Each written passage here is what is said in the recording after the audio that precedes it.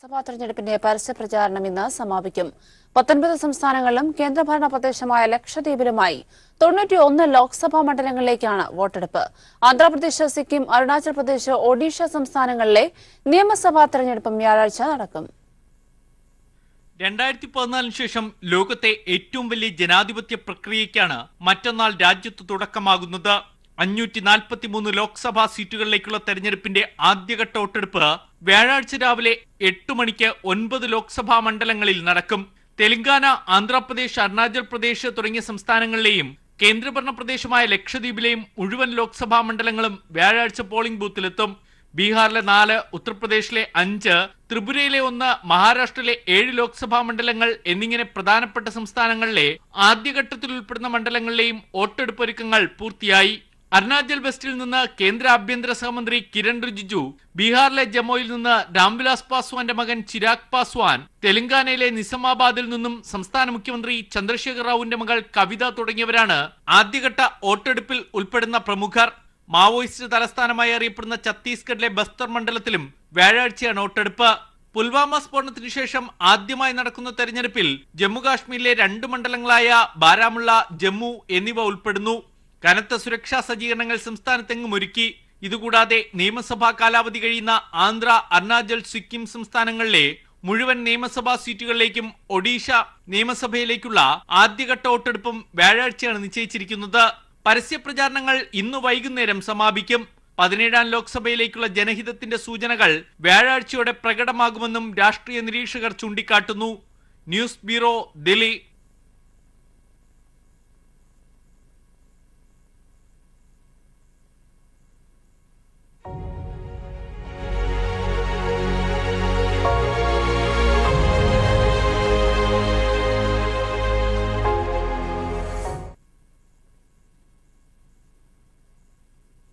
അടിസ്ഥാന സൗകര്യങ്ങളുടെ അപര്യാപ്തതയിൽ വീർപ്പുമുട്ടുകയാണ് അമേഠിയിലെ ഗ്രാമങ്ങൾ. വളർത്തുമൃഗങ്ങൾക്കൊപ്പമാണ് പലയിടത്തും മനുഷ്യവാസം. പ്രധാന നഗരമായ ജായ്സിന് സമീപത്തെ 5 ഗ്രാമങ്ങളെ പരസ്പരം ബന്ധിപ്പിക്കാൻ നടപ്പാത മാത്രമാണ് ആശ്രയം. 8 മണിക്കൂർ മാത്രമാണ് വൈദ്യുതി ലഭ്യത. 400 കുടുംബങ്ങൾ ഒരേയൊരു സർക്കാർ കുഴൽക്കിണറിനെ ആശ്രയിച്ചാണ് ജീവിക്കുന്നതും. 5 ചെറുഗ്രാമങ്ങളിലേക്കുള്ള വഴികൾ സംഗമിക്കുന്നയിടത്താണ് ഞാൻ നിൽക്കുന്നത്. ഏകദേശം 2000-ഓളം പേരാണ് ഈ 5 ചെറുഗ്രാമങ്ങളിലായി താമസിക്കുന്നത്. സഫു, പന്നു, ഔലാദ്, ജാക്കിജാൻ, നേവാസ് 5 ഗ്രാമങ്ങൾ അമേഠിയിലെ പ്രധാന നഗരമായ ജായസിനടുത്താണെങ്കിലും മേഖലയിൽ അടിസ്ഥാന സൗകര്യങ്ങൾ ഇന്നും തീണ്ടാപ്പാടകലെ. ഈ ഗ്രാമങ്ങളെ പരസ്പരം ബന്ധിപ്പിക്കാൻ നന്നേ ഇടുങ്ങിയ നടപ്പാത മാത്രമാണ് ആശ്രയം. ജായസിലേക്കും വഴി ഇടുങ്ങിയതു തന്നെ. അടിയന്തര ഘട്ടത്തിൽ ആശുപത്രിയിൽ പോകാൻ പോലും വാഹനം കടന്നു ചെല്ലാത്തവയാണ് ഇവിടുത്തെ റോഡുകൾ. നല്ല റോഡിനു വേണ്ടി പരാതിയുമായി മുട്ടിവിളിക്കാത്ത വാതിലുകളില്ല. എന്നാൽ പരിഹാരം മാത്രം അകലെ. 400ഓളം കുടുംബങ്ങൾ ഇവിടെ ജീവിക്കുന്നു. ഈ കാണുന്ന ഒരേ ഒരു സർക്കാർ കുഴൽക്കിണറിനെ ആശ്രയിച്ചാണ് 2000-ഓളം പേർ ജീവിതം തള്ളി നീക്കുന്നത്. 8 മണിക്കൂർ നേരത്തേക്ക് മാത്രമാണ് വൈദ്യുതി ലഭിക്കുന്നത്. 8-10 घंटा जरूर रहा है. स्कूल यहाँ नहीं है. अब स्कूल बच्चों को पढ़ाई के लिए जो है दूर ले जाना पड़ता है और रोड साइड से है, इसलिए जो है छोटे छोटे बच्चे सब ऐसे घूमते हैं. റോഡിനടുത്തുള്ള അഴുക്കുചാലിൽ മഴക്കാലത്ത് അരപ്പൊക്കത്തിൽ വെള്ളമുയരും. ഇതോടെ കാൽനടയും ദുരിതമാകും. ഇതിനേക്കാൾ ദുരിതമാണ് സമീപ ഗ്രാമമായ ഖറോളിയിലെ അവസ്ഥ. ആടുമാടുകൾക്കൊപ്പമാണ് മനുഷ്യവാസം. ആ കാണുന്ന മുറിയിൽ ചാന്ദ് മുഹമ്മദും ഭാര്യയും 3 മക്കളും തലചായ്ക്കും. ഇടതുവശത്ത് 2 വളർത്താടുകളും. ചാന്ദ് മുഹമ്മദിന്റെ അയൽക്കാരൻ രാംചരന്റെ വീട്ടിലും സ്ഥിതി വ്യത്യസ്തമല്ല. ഭിത്തിമറ പോലുമില്ലാതെ 2 എരുമകൾക്കൊപ്പമാണ് 18 മാസമായി ഇദ്ദേഹത്തിന്റെ താമസം. ഇതാണ് രാഹുലിന്റെ അമേഠി. മനുഷ്യനും മൃഗവും ഒറ്റ കൂരയ്ക്ക് കീഴിലാണ് ഇവിടെ താമസം. അമേഠിയിലെ ഖറോളി ഗ്രാമത്തിൽ നിന്നും ക്യാമറാമാൻ അതുൽ CS-നൊപ്പം ശരത് കെ ശശി. MK രാഘവനെതിരെ CPIM കോഴിക്കോട് ജില്ലാ നേതൃത്വം വക്കീൽ നോട്ടീസ് അയച്ചു. കോഴ ആവശ്യപ്പെട്ട ഒളിക്യാമറ വാർത്തയ്ക്ക് പിന്നിൽ CPIM മാഫിയകളുമായി നടത്തിയ ഗൂഢാലോചനയാണെന്ന് രാഘവൻ ആരോപണം ഉന്നയിച്ചിരുന്നു. ഈ ആരോപണം പിൻവലിച്ച് മാപ്പ് പറയണമെന്നാവശ്യപ്പെട്ടാണ് വക്കീൽ നോട്ടീസ് അയച്ചത്. MK രാഘവൻ 5 കോടി രൂപ കോഴ ആവശ്യപ്പെടുന്ന വാർത്ത ഒളിക്യാമറ ദൃശ്യങ്ങൾ സഹിതമാണ് ദേശീയ ചാനൽ പുറത്തുവിട്ടത്. ഈ വാർത്തയ്ക്ക് പിന്നിൽ ചില മാഫിയകളുമായി ചേർന്ന് CPIM നടത്തിയ ഗൂഢാലോചനയാണെന്ന് MK രാഘവനും കോൺഗ്രസ് നേതാക്കളും ആരോപിച്ചിരുന്നു. ഈ പ്രസ്താവനയ്ക്കെതിരെയാണ് CPIM നിയമ നടപടിയിലേക്ക് നീങ്ങിയിരിക്കുന്നത്. MK രാഘവൻ പ്രസ്താവന പിൻവലിച്ച് മാപ്പ് പറയണമെന്നാവശ്യപ്പെട്ട് CPIM ജില്ലാ സെക്രട്ടറി P. മോഹനൻ വക്കീൽ നോട്ടീസ് അയച്ചു. 15 ദിവസത്തിനുള്ളിൽ മാപ്പ് പറഞ്ഞില്ലെങ്കിൽ സിവിലായും ക്രിമിനലായും നിയമ നടപടി സ്വീകരിക്കുമെന്നും നോട്ടീസിൽ പറയുന്നു. 15 ദിവസത്തിനകം അദ്ദേഹം ഈ ആരോപണം പിൻവലിച്ച് മാപ്പ് അപേക്ഷിച്ചിട്ടില്ലെങ്കിൽ ക്രിമിനലായും സിവിലായും നടപടി സ്വീകരിക്കുന്നതിനാണ്, നിയമ നടപടി സ്വീകരിക്കുന്നതിനാണ് ഇപ്പോൾ ആലോചിച്ചിട്ടുള്ളത്. രാഘവന്റെ പ്രസ്താവനയിലൂടെയുണ്ടായ മാനഹാനിക്ക് നഷ്ടപരിഹാരമായി 50 ലക്ഷം രൂപയും CPIM ജില്ലാ നേതൃത്വം ആവശ്യപ്പെട്ടിട്ടുണ്ട്. News bureau, Kozhikode. ജയിച്ചാൽ BJP-യിലേക്ക് പോകില്ലെന്ന് പരസ്യം ചെയ്ത കണ്ണൂരിലെ UDF സ്ഥാനാർത്ഥി കെ സുധാകരനെ പരിഹസിച്ച മുഖ്യമന്ത്രി പിണറായി വിജയൻ. ജയിച്ചാൽ കാലുമാറില്ലെന്ന് വോട്ടർമാരോട് പരസ്യം ചെയ്ത് അറിയിക്കേണ്ട ഗതികേടിലാണ് കോൺഗ്രസ് നേതാക്കൾ എത്തി നിൽക്കുന്നതെന്ന് അദ്ദേഹം പറഞ്ഞു. കൊച്ചിയിൽ വിവിധ തെരഞ്ഞെടുപ്പ് പ്രചരണ യോഗങ്ങളിൽ സംസാരിക്കുകയായിരുന്നു മുഖ്യമന്ത്രി. കോൺഗ്രസിന്റെ തലമുതിർന്ന നേതാക്കളിൽ ഭൂരിഭാഗവും BJP-യിലേക്ക് ചേക്കേറിയ സാഹചര്യത്തിൽ കേരളത്തിലും താമരയോട് ഏറ്റവും അടുപ്പമുണ്ടായിരുന്ന കെ സുധാകരന്റെ പ്രചരണ പരസ്യത്തിനെയാണ് മുഖ്യമന്ത്രി പരിഹസിച്ചത്. ജയിച്ചാൽ താൻ BJP-യിലേക്ക് പോകില്ലെന്ന് പരസ്യം ചെയ്യേണ്ട അവസ്ഥയാണ് ഒരു കോൺഗ്രസ് സ്ഥാനാർത്ഥിക്ക് ഉണ്ടായിരിക്കുന്നതെന്ന് അദ്ദേഹം സുധാകരന്റെ പേരെടുത്ത് പറയാതെ പരാമർശിച്ചു. ഇത് കേരളത്തിലെ കോൺഗ്രസുകാരുടെ ഗതികേടാണ് ചൂണ്ടിക്കാട്ടുന്നതെന്നും അദ്ദേഹം പറഞ്ഞു. കൊച്ചിയിൽ P. രാജീവിന്റെ പ്രചരണാർത്ഥം വൈറ്റില, മട്ടാഞ്ചേരി, പറവൂർ ഭാഗങ്ങളിൽ സംഘടിപ്പിച്ച യോഗങ്ങളിൽ സംസാരിക്കുകയായിരുന്നു മുഖ്യമന്ത്രി. ഞാൻ നേരത്തെ ഒരു പരസ്യം കണ്ടു. ഒരു സ്ഥാനാർത്ഥിയുടെ പരസ്യമാണ്, കോൺഗ്രസ് സ്ഥാനാർത്ഥിയാണ്. അദ്ദേഹം പരസ്യത്തിലൂടെ പറയുന്നത് കാലുമാറില്ല. എന്തൊരു ഗതികേടാണെന്ന് ആലോചിക്കണം നിങ്ങൾ. ഇങ്ങനൊരു ഗതികേട് ഒരു പാർട്ടിക്ക് വരാനുണ്ടോ? കേരളത്തിൽ ഇടതുപക്ഷ സർക്കാർ നടപ്പിലാക്കിയ വികസന പ്രവർത്തനങ്ങൾക്ക് വലിയ അംഗീകാരം ജനങ്ങൾ നൽകും. കഴിഞ്ഞ UDF സർക്കാർ അഴിമതിയിൽ മുങ്ങിയെങ്കിൽ LDF സർക്കാർ ഇന്ത്യയിലെ അഴിമതിയില്ലാത്ത ഏക സംസ്ഥാനമാക്കി കേരളത്തെ മാറ്റിയെന്നും അദ്ദേഹം പറഞ്ഞു. ഇന്ന് ഇന്ത്യ രാജ്യത്ത് അഴിമതി ഏറ്റവും കുറഞ്ഞ സംസ്ഥാനം കേരളം എന്ന് രാജ്യവും വിവിധ ഏജൻസികളും സാക്ഷ്യപ്പെടുത്തും. കേരളത്തിന് 2 ഭാഗം, ഒന്ന് തീരദേശം, മറ്റൊന്ന് മലയോരം. ഈ രണ്ടിടത്തും ഓരോ ഹൈവേ, തീരദേശ ഹൈവേ, മലയോര ഹൈവേ. ഈ 2 ഹൈവേയും യാഥാർത്ഥ്യമാക്കാൻ 10,000 കോടി രൂപ സർക്കാർ മാറ്റിവെച്ചിരിക്കുന്നു. ഇതൊക്കെ നടക്കുന്നത് LDF ഗവൺമെന്റ് ഉള്ളത് കൊണ്ടല്ലേ. പ്രചരണ യോഗങ്ങളിൽ വലിയ പങ്കാളിത്തവും ഹൃദ്യമായ സ്വീകരണവുമാണ് മുഖ്യമന്ത്രിക്ക് ലഭിച്ചത്. എറണാകുളത്തിന്റെ മാറ്റത്തിനായി ഇടതുപക്ഷ സ്ഥാനാർത്ഥി P. രാജീവിനെ വിജയിപ്പിക്കാൻ പ്രവർത്തകർ ഒറ്റക്കെട്ടായി പ്രവർത്തിക്കണമെന്നും പിണറായി വിജയൻ ആഹ്വാനം ചെയ്തു. News bureau, Kochi. കൂടുതൽ വാർത്തകൾ നോക്കാം ഒരിടവേളയ്ക്ക് ശേഷം. കേരളത്തിൽ അലയടിക്കുന്നത് ഇടതു തരംഗമെന്ന CPIM സംസ്ഥാന സെക്രട്ടറി കോടിയേരി ബാലകൃഷ്ണൻ. BJP പുറത്താക്കാൻ കോൺഗ്രസിനെ ഒറ്റകക്ഷിയാക്കണമെന്ന AK ആന്റണിയുടെ പ്രസ്താവന ജനശ്രദ്ധ തിരിക്കാനാണ്. കോൺഗ്രസ് ഒറ്റകക്ഷിയായ പല സംസ്ഥാനങ്ങളിലും BJP-യാണ് ഭരിക്കുന്നതെന്നും കോടിയേരി പറഞ്ഞു. കോട്ടയം ലോക്സഭാ മണ്ഡലത്തിലെ LDF സ്ഥാനാർത്ഥി VN വാസവന്റെ തെരഞ്ഞെടുപ്പ് പ്രചരണത്തിനാണ് കോടിയേരി ബാലകൃഷ്ണൻ കോട്ടയത്തെത്തിയത്. BJP-യെ പുറത്താക്കാൻ കോൺഗ്രസിനെ ഒറ്റകക്ഷിയാക്കണമെന്ന AK ആന്റണിയുടെ പ്രസ്താവന കേരളത്തിലെ ഇടതു തരംഗത്തിൽ നിന്ന് ജനശ്രദ്ധ തിരിക്കാനാണ്. 2004-ൽ ഇടതുപക്ഷത്തിന് കൂടുതൽ അംഗങ്ങളുണ്ടായിരുന്നതുകൊണ്ടാണ് BJP-യെ പുറത്താക്കി 1ാം UPA സർക്കാർ രൂപീകരിച്ചത്. അതിനാൽ BJP-യെ പുറത്താക്കാൻ കോൺഗ്രസ് ജയിക്കണമെന്ന വാദം നിരർത്ഥകമാണ്. കോൺഗ്രസ് ഒറ്റകക്ഷിയായ ഗോവയിലും മണിപ്പൂരിലും അരുണാചലിലും ഭരിക്കുന്നത് BJP-യാണ്.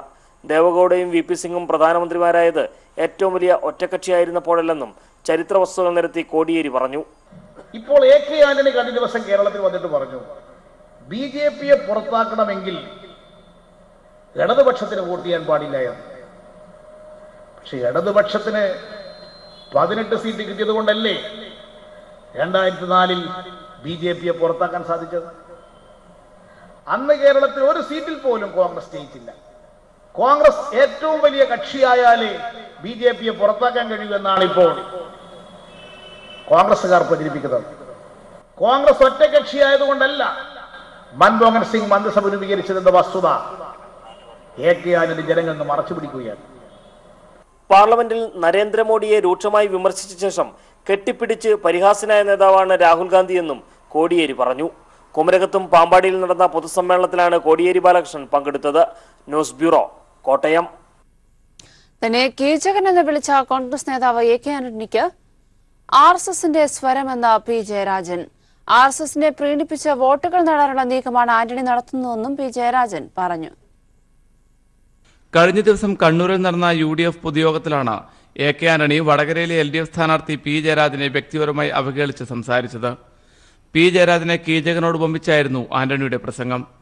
AK ആന്റണിക്ക് RSSന്റെ സ്വരമാണെന്നായിരുന്നു P ജയരാജന്റെ പ്രതികരണം. RSSനെ പ്രീണിപ്പിക്കാനാണ് ആന്റണി വ്യക്തിഹത്യ നടത്തുന്നത്. ഇതുവഴി RSS വോട്ടുകൾ കോൺഗ്രസിന് ഉറപ്പിക്കാനാണ് ആന്റണിയുടെ ശ്രമമെന്നും ജയരാജൻ പറഞ്ഞു. വടകര മണ്ഡലത്തിൽ ചരിത്ര വിജയം LDFനുണ്ടാകും എന്ന് തിരിച്ചറിഞ്ഞപ്പോഴാണ് വ്യക്തിഹത്യയിലൂടെ RSS BJPയെ പ്രീതിപ്പെടുത്തുക, അതിൻ്റെ ആനുകൂല്യം വാങ്ങിക്കൊണ്ട് BJPയുടെ വോട്ട് കോൺഗ്രസ് സ്ഥാനാർത്ഥിക്ക് ലഭ്യമാക്കുക. ഈ ഹീനശ്രമം കോൺഗ്രസാണ് നടത്തുന്നത്. കോൺഗ്രസിന്റെയും RSSന്റെയും നീക്കങ്ങൾ വടകരയിലെ പ്രബുദ്ധരായ ജനങ്ങൾ തള്ളിക്കളയുമെന്നും ജയരാജൻ കൂട്ടിച്ചേർത്തു. PV കുട്ടൻ, കോഴിക്കോട്. കൊല്ലത്ത് UDF കൌൺസിലർ പ്രേം ഉഷാർ ഇടതുമുന്നണി സ്ഥാനാർത്ഥിക്ക് വേണ്ടി പ്രചാരണത്തിന് ഇറങ്ങി.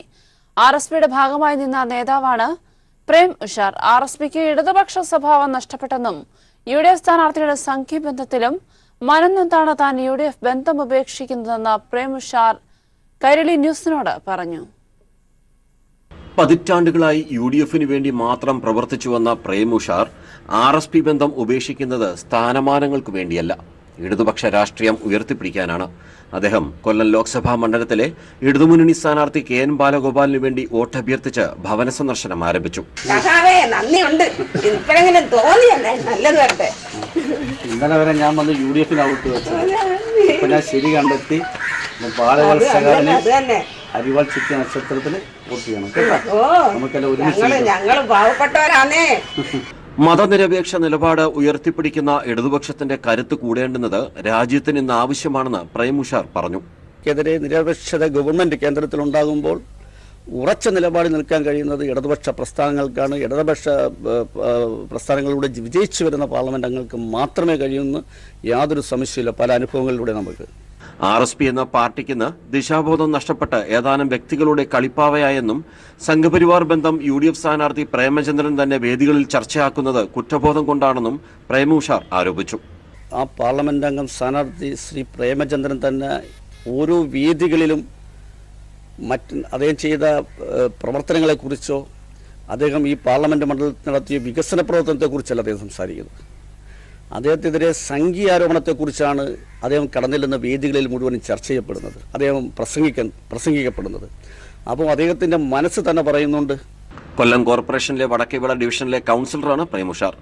കേന്ദ്രത്തിൽ ഒരു മതനിരപേക്ഷ സർക്കാർ ഉണ്ടാകണമെങ്കിൽ തീർച്ചയായും മാറ്റം വരണം. അതിന് ഇടതുപക്ഷം ഉണ്ടാകണം, എങ്കിലേ അതിനൊരു ഉറപ്പുള്ളൂ. കോൺഗ്രസിനെ മാത്രം ആശ്രയിച്ച് ഒരു മതനിരപേക്ഷ സർക്കാർ ഉണ്ടാക്കാൻ കഴിയില്ല എന്നുള്ള ബോധമാണ് ഇത്രയും കാലം UDFന്റെ കൌൺസിലറായിരുന്ന പ്രേം ഉഷാറിനെ മാറ്റി ചിന്തിപ്പിക്കാൻ പ്രേരിപ്പിച്ചതും ഇപ്പോൾ ഇടതുപക്ഷ സ്ഥാനാർത്ഥി KN ബാലഗോപാലിന് വേണ്ടി വോട്ട് അഭ്യർത്ഥിക്കേണ്ടുന്ന ഒരു സാഹചര്യത്തിലേക്ക് എത്തിയതും. വടക്കേവിളയിൽ നിന്ന് ക്യാമറമാൻ പ്രമോദ് പന്നിയോടിനൊപ്പം രാജ്കുമാർ. കൊല്ലത്തെ UDF സ്ഥാനാർത്ഥിയുടെ അഭ്യർത്ഥനാ നോട്ടീസിനെതിരെ വിവാദമുയർത്തി LDF. BJPക്കോ മോദിക്കോ എതിരെ ഒരു വാക്കുപോലും ഇല്ലാത്തതാണ് അഭ്യർത്ഥനയെന്നാണ് ആക്ഷേപം. സംഭവം വിവാദമായതിനു പിന്നാലെ പുതിയ അഭ്യർത്ഥന പുറത്തിറക്കിയിരിക്കുകയാണ് UDF സ്ഥാനാർത്ഥി. കൊല്ലം പാർലമെന്റ് മണ്ഡലത്തിലെ UDF സ്ഥാനാർത്ഥി NK പ്രേമചന്ദ്രന് വോട്ട് അഭ്യർത്ഥിച്ച് പുറത്തിറക്കിയ അഭ്യർത്ഥന നോട്ടീസാണ് വിവാദമായത്. ഒരു പേജിൽ തയ്യാറാക്കിയ അഭ്യർത്ഥനയിൽ കേന്ദ്ര സർക്കാരിനെയോ നരേന്ദ്രമോദിയോ ഒരിടത്തും വിമർശിക്കുന്നില്ല എന്നതാണ് ശ്രദ്ധേയം. അതേസമയം കേരളത്തിലെ സംഘർഷഭരിതമായ സാഹചര്യത്തെ അഭ്യർത്ഥനയിൽ ആരോപിക്കുകയും ചെയ്തിട്ടുണ്ട്. ഈ സാഹചര്യത്തിലാണ് ആരോപണവുമായി ഇടതുമുന്നണി രംഗത്ത് വന്നത്. UDF BJP കൂട്ടുകെട്ടിന്റെ ഏറ്റവും വലിയ ഉദാഹരണമാണിതെന്നാണ് ഇടതുമുന്നണിയുടെ ആക്ഷേപം.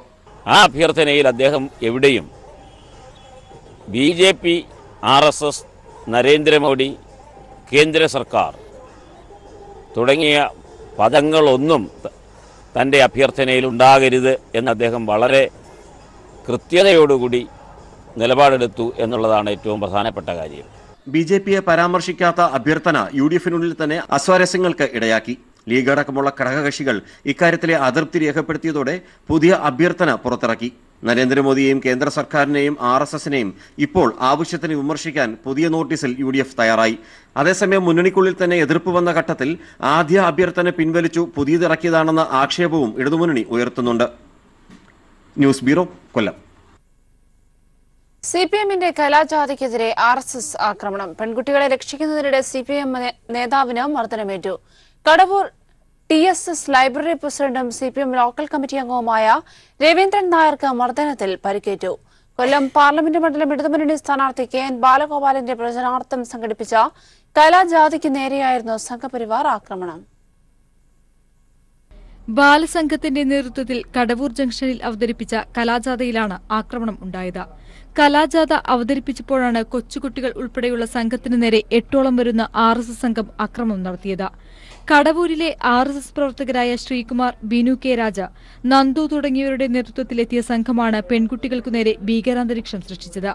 ആക്രമണം തടയാനെത്തിയ കടവൂർ TSS ലൈബ്രറി പ്രസിഡന്റും CPM ലോക്കൽ കമ്മിറ്റി അംഗവുമായ രവീന്ദ്രൻ നായർക്ക് മർദ്ദനത്തിൽ സാരമായി പരിക്കേറ്റു.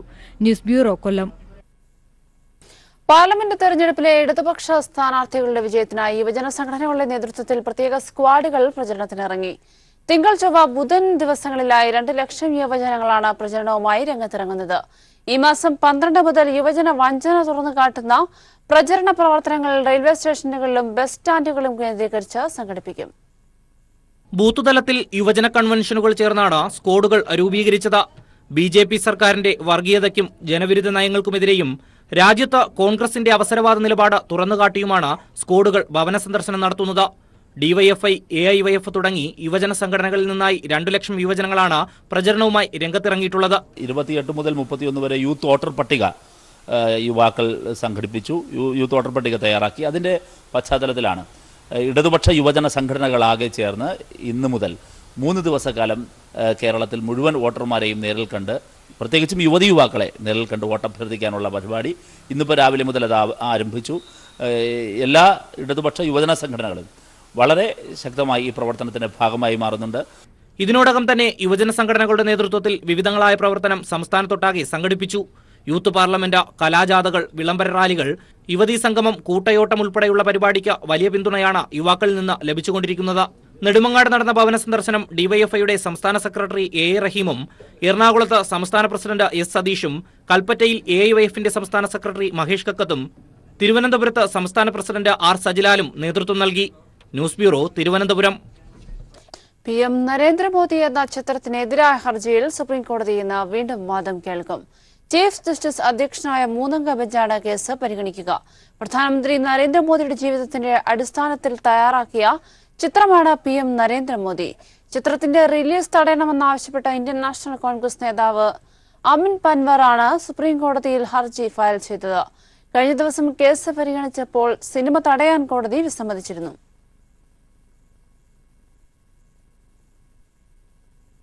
ബിഷപ്പ് ഫ്രാങ്കോ മുളയ്ക്കൽ കേസിൽ പഴുതടച്ച കുറ്റപത്രം തയ്യാറാക്കി പ്രോസിക്യൂഷൻ.